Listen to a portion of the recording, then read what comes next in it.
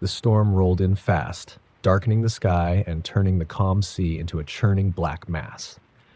The crew on the research vessel Abernathy worked frantically, struggling to secure their equipment as the waves crashed against the hull. They had been out in the Pacific for weeks, surveying uncharted sections of the Mariana Trench for any signs of deep-sea life that could yield scientific breakthroughs. Dr. Eliza Kane, the lead marine biologist, had orchestrated this expedition meticulously. She wasn't one to believe in rumors, even though local fishermen had warned her about strange occurrences in this region. Boats that had gone missing, sonar signals that distorted reality, bizarre sightings of creatures from the abyss. She was here for science, not superstition. But as the storm raged, she couldn't shake a sense of foreboding. Suddenly, the ship lurched violently. Eliza and the rest of the crew tumbled across the deck as alarms blared. "Brace yourselves," the captain shouted, gripping the railing as the vessel heaved and listed to one side. Something massive was shifting under them, moving the very waters around the Abernathy. The crew looked on in horror as an enormous shadow passed under the ship, almost invisible in the stormy darkness, leaving them shaken and silent. Hours passed, and as the storm finally calmed, Eliza reviewed the data captured during the disturbance. Her heart raced as she noticed a sequence on the sonar scan that didn't align with anything they'd encountered before. It wasn't a standard marine signal. Its pattern was erratic, almost like a heartbeat, echoing back at them from deep below the surface. Determined to learn more, she instructed the crew to lower the submersible, Neptune's Eye, a high-tech vessel built to withstand the crushing pressures of the trench. Eliza, the pilot Dr. Alex Reed, and two other researchers strapped into the submersible and descended into the dark unknown, leaving the Abernathy above. As they reached greater depths, the only light came from the submersible's beams, cutting through the cold, silent blackness. Thousands of meters below, the pressure was intense, squeezing the hull of Neptune's Eye, as if the ocean itself wanted to crush them.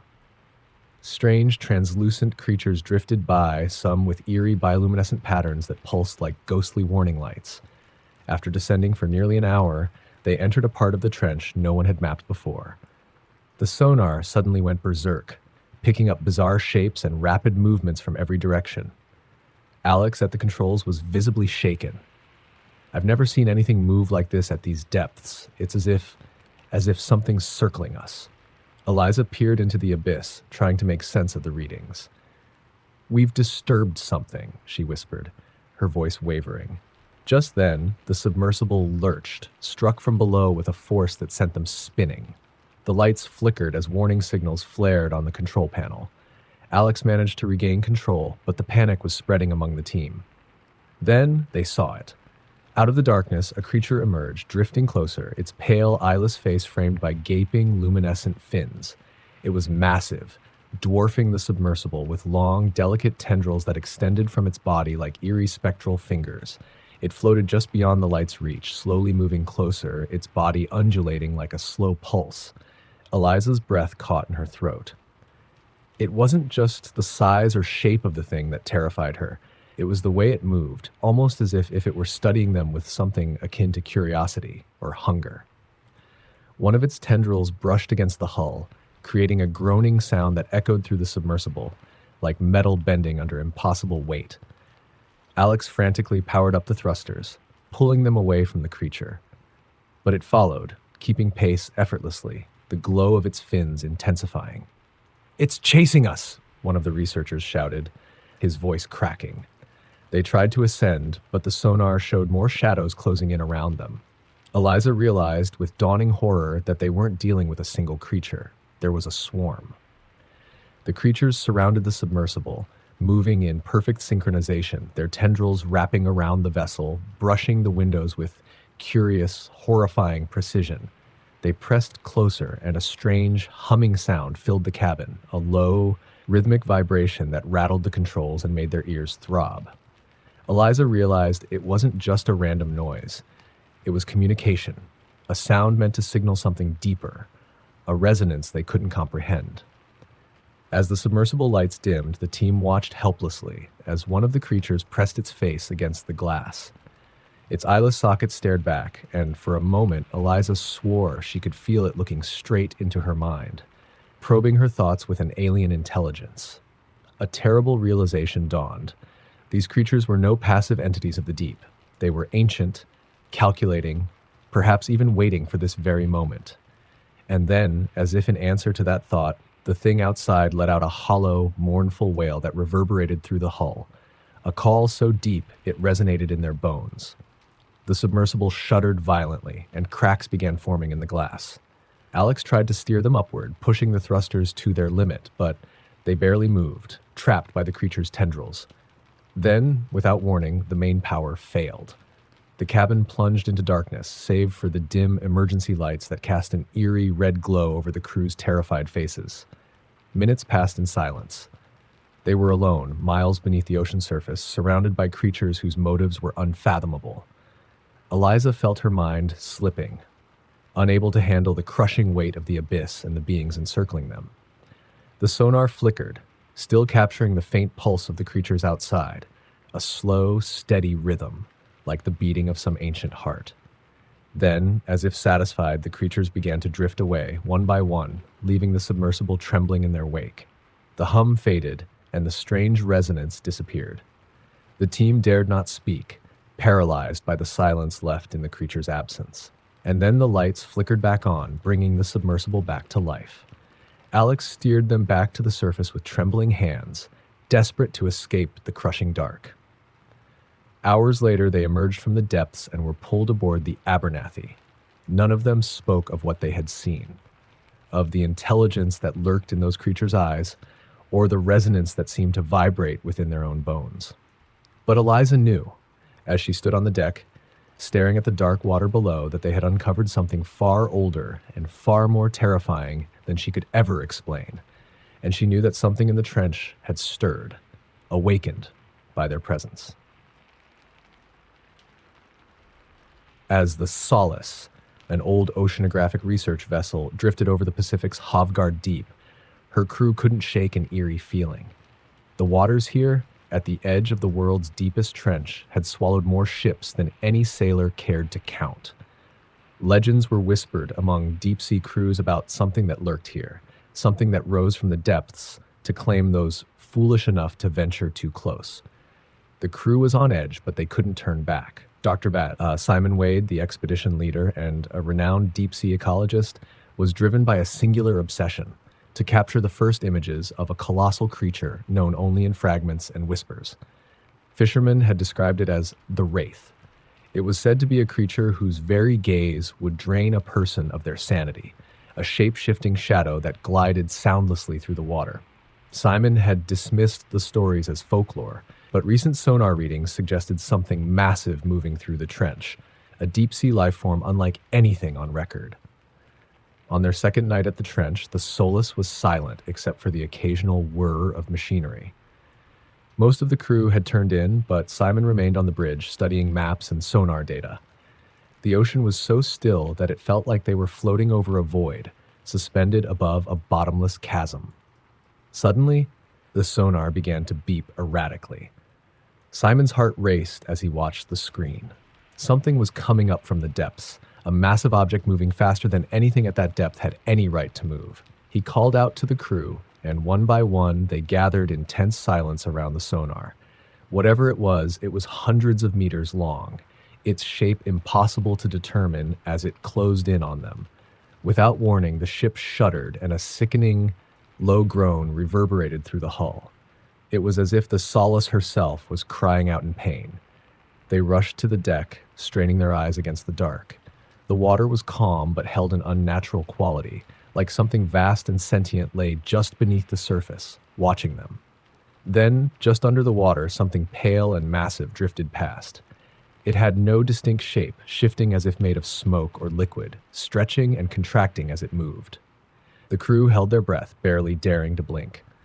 The thing appeared to ripple like fabric, yet they could see what looked like veins, intricate networks that pulsed with a dim, sickly glow.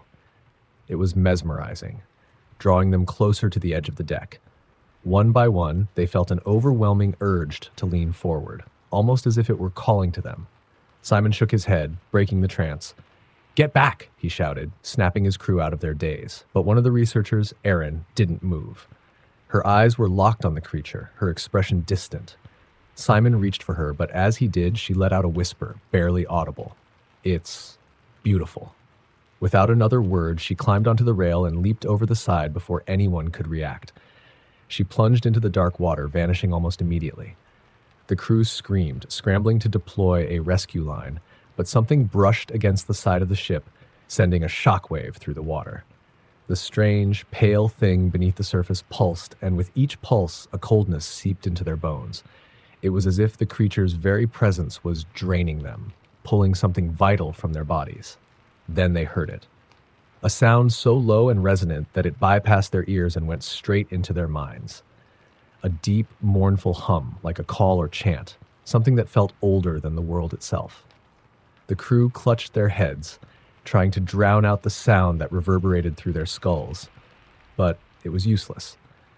It seemed to grow louder, sharper, drilling into their minds.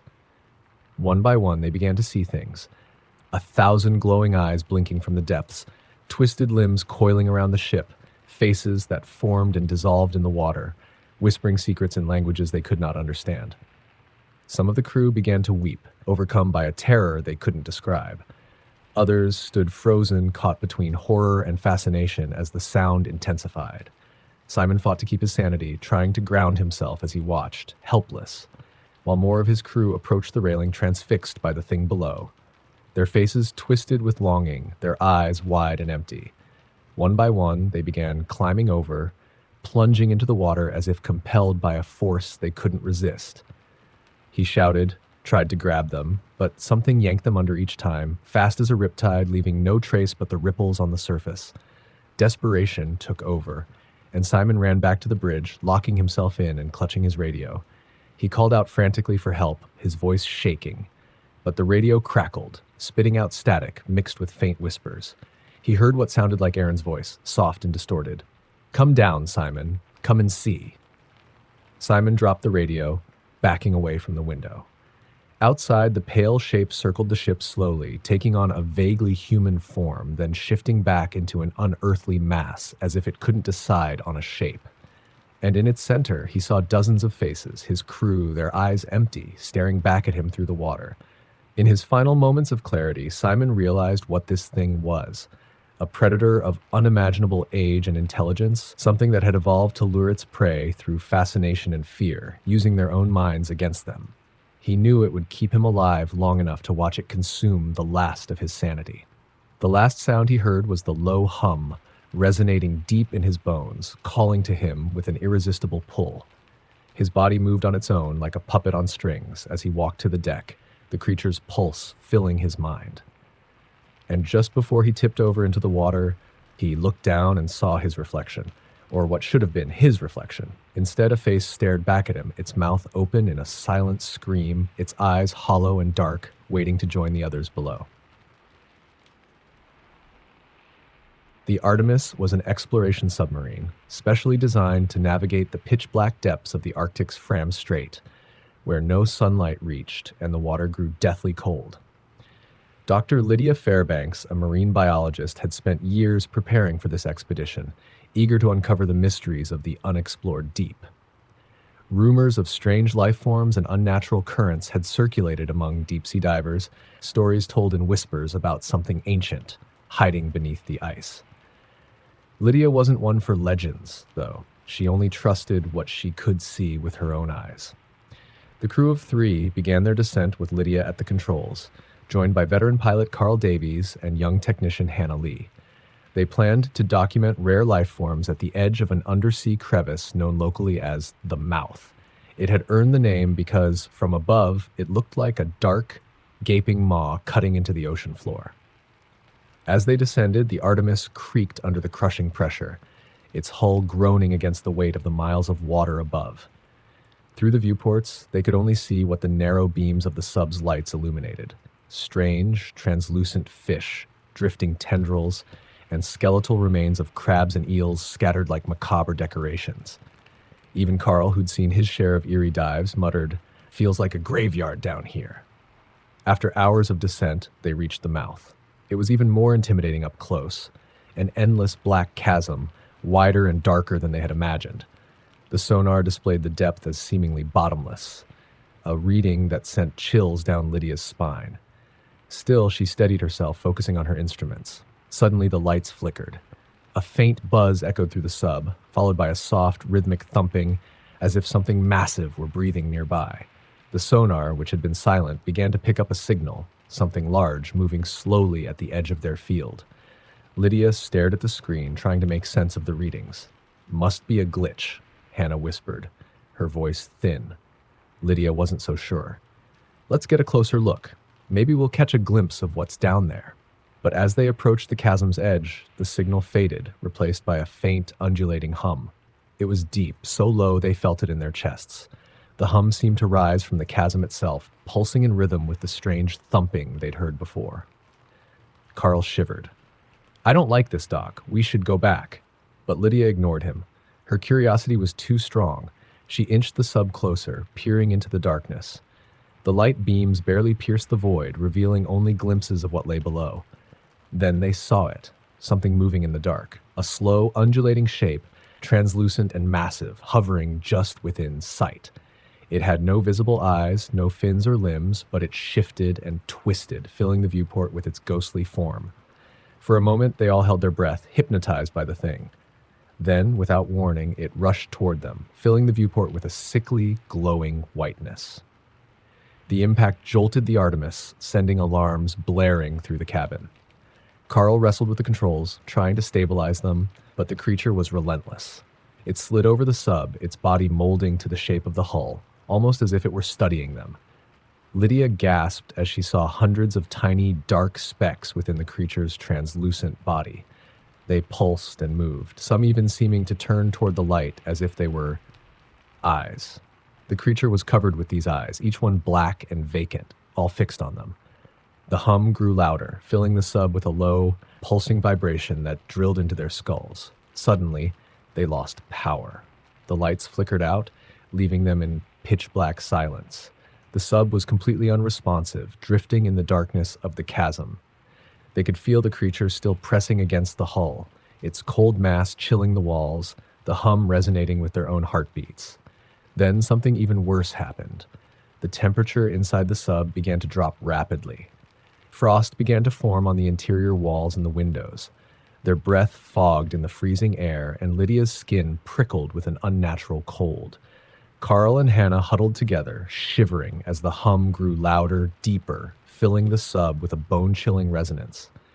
In the darkness, Lydia thought she saw something moving, a shadowy figure passing behind her crew. She blinked, convinced it was a trick of her mind, but then she saw it again, closer this time. A gaunt, twisted face appeared, mouth stretched in a silent scream, eyes wide and empty. It drifted closer, just behind Carl, then vanished into the shadows. Lydia's heart raced. She looked to her crewmates, who seemed unaware of the figure. Then Hannah gasped, her eyes wide with terror, staring into the darkness beside her. Did you see that?" she whispered. Carl shook his head, his face pale. I don't want to know." But it was too late. The hum seemed to carry voices now, faint whispers in an alien language, growing louder, circling them. Shadows twisted around the cabin, faces pressing against the glass, hands reaching out, mouths open in silent howls. They were surrounded, not by the creature itself, but by echoes of the lost, remnants of other explorers who had come too close to the mouth. Then the creature released them, peeling away from the sub, leaving a slimy, cold residue on the glass. The power surged back on, and the lights blinked to life, revealing Lydia, Carl, and Hannah, shaken, pale, and covered in a thin layer of frost. Without a word, Lydia engaged the thrusters, turning them away from the chasm. They ascended in silence, none of them daring to look back. But as they rose, the hum began again, softer this time, as if calling to them. Lydia resisted the pull, gripping the controls, forcing herself to look straight ahead. Hours later, when they surfaced, they barely spoke. Lydia knew they had encountered something beyond their understanding, something that had looked into them and left a part of itself behind. Days passed, and they struggled to shake the lingering cold, the feeling that they were still being watched. Lydia even heard the hum sometimes in the quiet of her own home, a reminder of the creature that lurked below. Months later, Lydia received a package with no return address. Inside was an old, grainy photograph showing the mouth taken decades earlier by another expedition team. And there, barely visible in the background, was the creature's translucent shape and faces she recognized, faces of people from her own crew, staring out from within its mass, eternally lost in the depths.